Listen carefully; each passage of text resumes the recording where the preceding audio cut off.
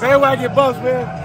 Hell of a game. 2 win for 500. BWB. Bandwagon Buffs. That's right. Buff Nation, what up? BWB, my bandwagon buffs. What it is, what it does, and what it's gonna be. It's your man's Harry Eoghen. Welcome to the Liberian Perspective. Please do me a favor and smash that subscribe button. Make sure to give me the thumbs up. And don't forget to hit that bell notification so that you can get the videos as soon as I upload it to YouTube. All right, family, I gotta go ahead and get into this video real quick, so that's all the business I got. You know what time it is. Let's work. Ladies and gentlemen, if you were part of the TLP live and known transfer portal watch yesterday, that was December the 4th when it finally opened. If you were there, we actually talked about the fact that Eoghen Kerry had jumped into the transfer portal. A lot of us were wondering, who's Eoghen Kerry? What happened to him this season? A lot of us didn't really know who he was. I went digging a little bit and I found a little bit more information that's going to help us to understand who Eoghen Kerry is and what happened to him during this season, because he had some things to say about Coach Prime and they weren't so favorable, and he went to the enemy's camp to say that. In this video, we're going to cover that. Let's go. So right here, you are on AthlineSports.com. This is by Kevin Borba. Kevin, what up, man? Former Colorado player calls out Deion Sanders for failing to be a mentor. When Deion Sanders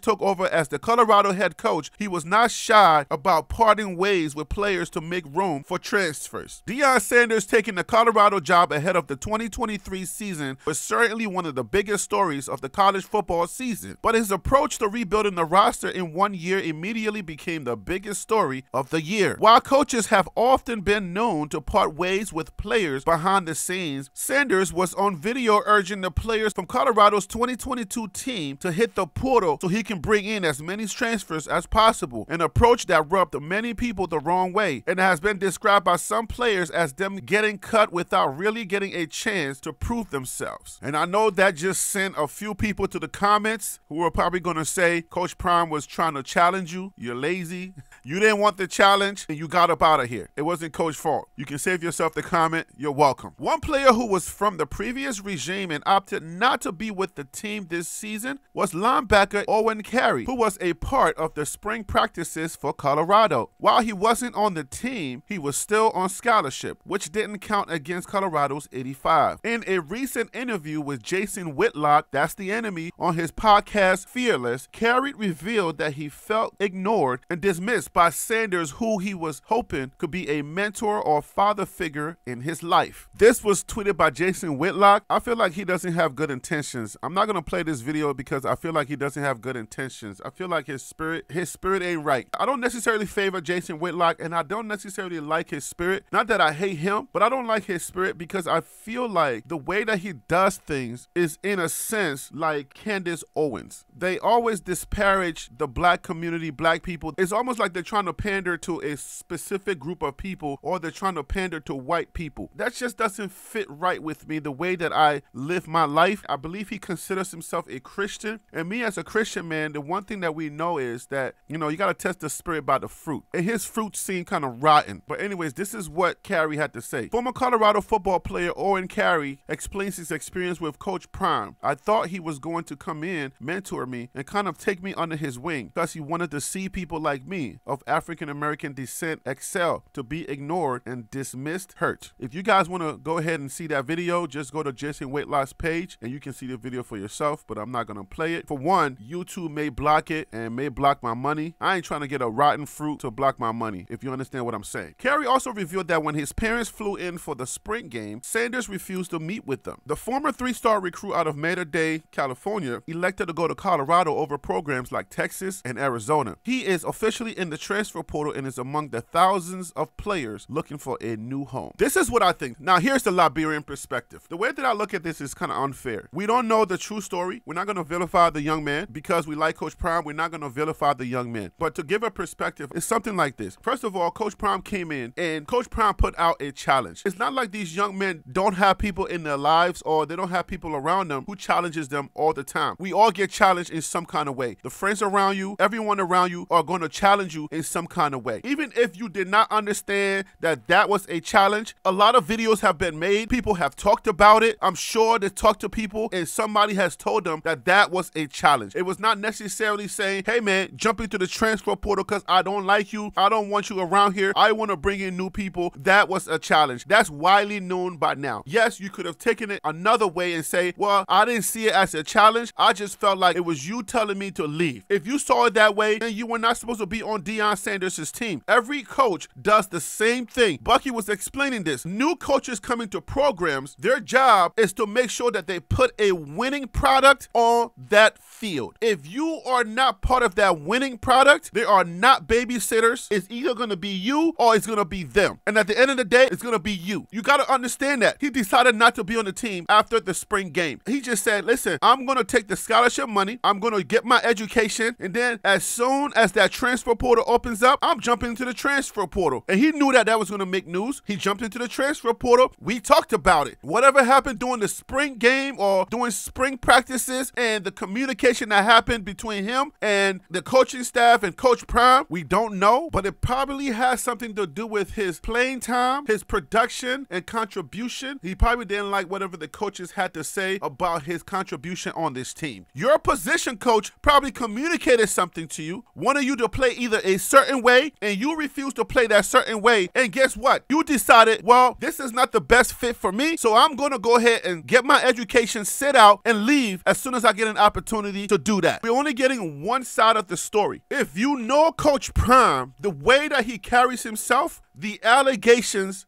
does not fit the personality and the person. Yes, I understand there have been other students that have felt the same way, that have said similar things, but guess what? What about the other students that are on that team? You cannot tell me that Coach Prime would just say, you are one African American and I refuse to be your mentor. I don't want to meet with your parents. Something transpired there. Communication fell through there. Something happened. The thing about it is you got to tell the other side of the story. Tell the entire story, because the entire story doesn't come out. We put out these little sound bites and then it feels like we vilify one person because they're not there to speak their side or to speak their truth. We're just hearing one side. And then to get it from somebody like Jason Whitlock, who has a clear agenda to be against Coach Prime. I mean, come on. You can't take this guy seriously. He claims to be a Christian, but some of the things that he's doing and the ways that he's going about his business are not Christ-like. Jason Whitlock is not Christ-like. You got to test that spirit and his Christianity by the fruits. And the way that we do that in the Christian community is we look at the different things that the fruits are. And I'm going to break it down for you guys. This was part of one of our family devotions. You got to test the fruit of the Spirit. You have to test it. How do you test it? For those of you who are not Christians, here it is. These are the fruit of the Spirit: love, joy, goodness, kindness, patience, peace, gentleness, faithfulness. If you possess these things, then we can say, okay, this guy must be a Christian, or this guy could be a Christian, because obviously everybody's going to possess some of these things, okay? But when somebody's not acting in love, when they always come against you, no matter what you say, it's the opposite. They never say in love. It's always like they're acting like you did something wrong to them personally. So how do we test the spirit, or how do we discern if somebody's displaying that fruit of the Christian spirit? We look at love, okay? The opposite of love is hate. So if somebody is displaying hate, but for some odd reason they're saying they're Christians, you would look at it and say, I can't say that you are a Christian because you are not displaying love, or you are not operating in that spirit of the Christian faith that says you should show love, kindness, peace, gentleness. If you are displaying the opposite of any of these things, then that fruit is not the fruit of the Christian spirit. That's an easy way for me to tell that this person is not operating as a Christian. They're either doing the devil's work or they're operating on their own reconnaissance. This is not how Christ wants us to act. You can't bite into an apple and it tastes like an orange. If you bite into an apple and it tastes like an orange, or you bite into a banana and it tastes sour like a grapefruit, you know that is the wrong fruit. So if you are displaying hate as opposed to love, you are not displaying the fruit of a Christian spirit. Jason Whitlock doesn't do that. Every time he speaks of Coach Prime, it has something to do with the fact that it seems as if he detests Coach Prime, and it gets personal. I mean, it gets really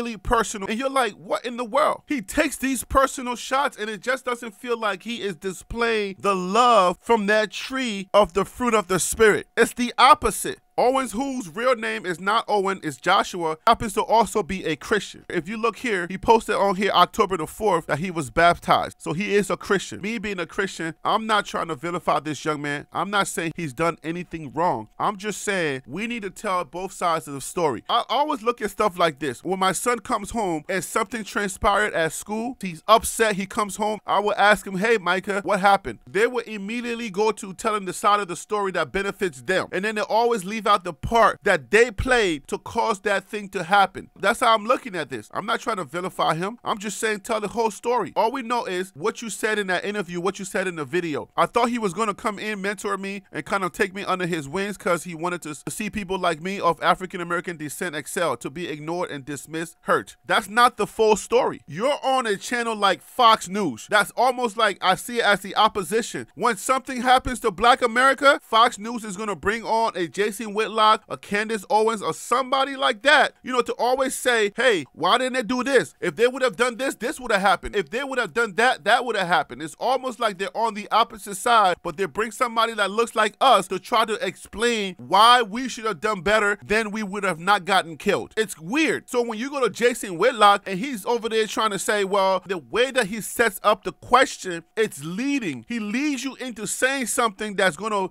disparage the person that he's talking about. That's what they always do. And that's not a good way to hold an interview, because this person now is telling a story and it's a one-sided story because you just set this up to be like that. And then you're going to cut that specific clip where you know that people are going to respond to, which is the media game. And I am mad at you. I can't hate you for doing that because that's the media game that we all play. We all need clicks and views. So you are doing your job as a media person, but don't hide behind the Christian veil and say that you are a man of God. I'm talking about Jason Whitlock now. Don't add Jesus Christ or don't add God into that. Just say you are doing something to get paid. That's it. You're playing the media game to get paid because you just let this young man to say exactly what you needed him to say so that you can use that clip. And that clip was going to lead people to feel agitated. And once people feel agitated, it makes them respond, which then gives you a lot of views, clicks, and then people keep talking about you. That's how the algorithm works, and then it pushes it out there. And that's how you continue to be employed. I know the game because I'm playing the same game. We're all playing the same game. We're all playing the clicks and views game. So we put the most exciting, the most dramatic thing out there for you to click on it so that we can get a response. That's the media game. But the second that you say Jesus Christ, the second that you say Christian behind that, now we got to test your fruit.